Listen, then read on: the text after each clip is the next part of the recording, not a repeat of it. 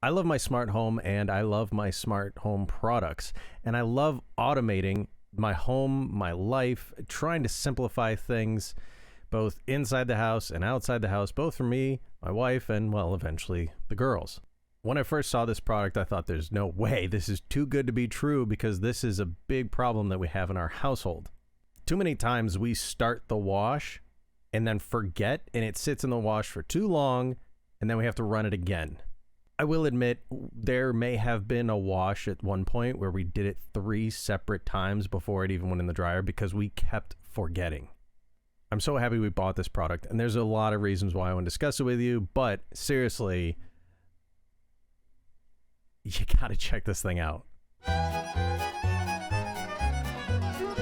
All right, this video is sponsored by Mrs. Dad, because she does the majority of the laundry in this house, and I appreciate the time that she spends doing it and trying to keep up with not just us, but also the girls.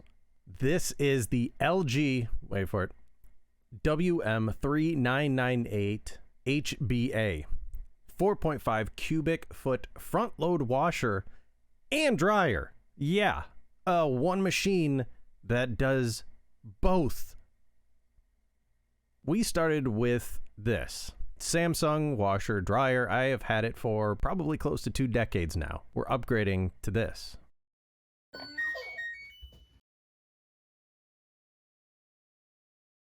First of all, you can get rid of this because there's no dryer vent. You don't need a hole in the side of your house for this one. First thing I did was remove the shipping bolts. There's only 4 of them. It doesn't take long to take them out.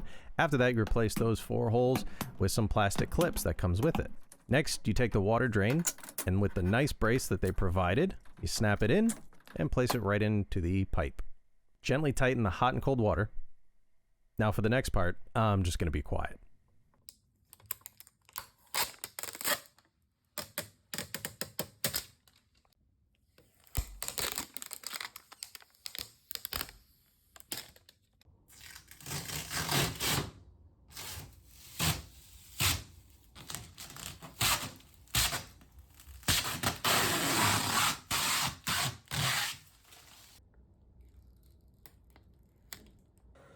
I will say it's pretty quiet.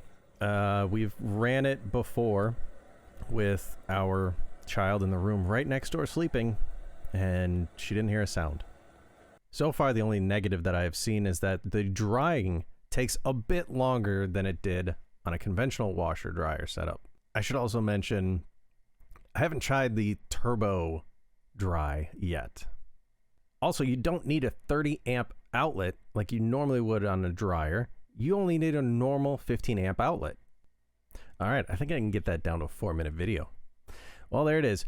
Links down below for anything you could need. Well, you don't need much. So, good luck and enjoy. If you only got a mustache.